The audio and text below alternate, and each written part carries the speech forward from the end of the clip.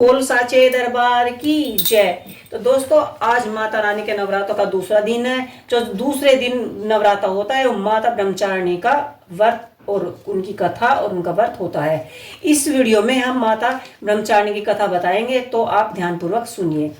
इस देवी ने पूर्व जन्म में हिमालयन के घर जन्म लिया था और भगवान नारद जी और शंकर भगवान जी इस बात को भली भांति जानते थे और उन्होंने बहुत कठिन तपस्या की और इस रूप को प्राप्त किया। घोर तपस्या के बाद उन्होंने यह तपस्विनी नाम जो है शिव जी महाराज ने और नारायण जी ने, जब उन्होंने हजारों वर्ष तक ये तपस्या की तो तब उनको तपस्वी नाम भी दिया गया था। ब्रह्मचारिणी का नाम से जो यह ब्रह्मचारिणी नाम है, इससे माता रानी को ब्रह्मचारिणी नाम से जाना जाता है। इन्होंने 1000 वर्ष तक इन्होंने अन्न जल त्याग दिया बिल्कुल, और उन्होंने फल फूल खाकर ही अपने शरीर को स्वस्थ रखा।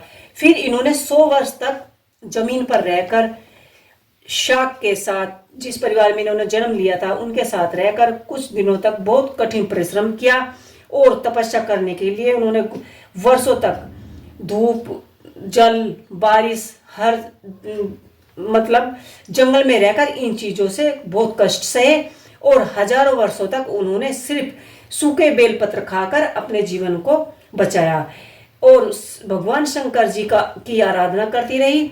उसके बाद उन्होंने सूखे बेलपत्र खाने भी छोड़ दिए, यानी त्याग दिए। हजारों वर्ष तक जब उन्होंने निर्जल व्रत किया तब इनका नाम अपर्णा पड़ गया। कठिन तपस्या के कारण ही देवी का शरीर छिन्न हो गया, उनको बड़ी क्षति पहुंची और वह अपने शरीर से मतलब बहुत ज्यादा कमजोर हो चुकी थी। तो जब उन्होंने तपस्या के कारण कठिन तपस्या हजारों वर्षों तक माता ब्रह्मचारिणी अपनी पूरी श्रद्धा और भावना के साथ तपस्या करती रही, उनका शरीर भी उनका साथ नहीं दे रहा था। तब शिव शंकर महाराज जी और सभी गणेश गण और जो गण्य थे, जो शिव जी महाराज के मतलब जो सेवक थे, उन्होंने सभी ने उनको ब्रह्मचारिणी का नाम दिया। कहा जाता है कि देवी ने आज तक किसी की ऐसी कठोर तपस्या किसी भी देवी ने नहीं की जितनी हमारी ब्रह्मचारिणी माता ने की।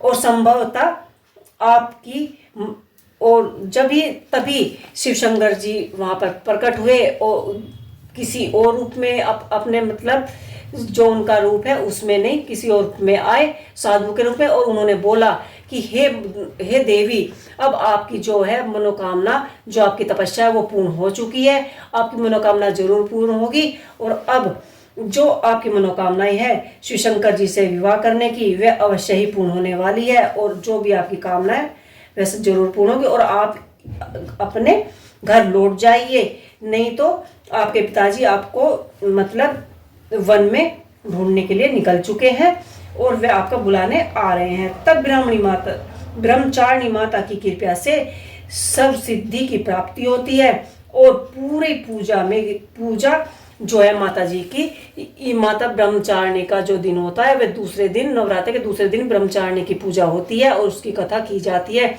तो दोस्तों, आज की वीडियो में इतना ही। कल हम बताएंगे हमारा तीसरे नवरात्रे में हम आपको इस अगली वीडियो का जो कथा है उसे सुनाएंगे।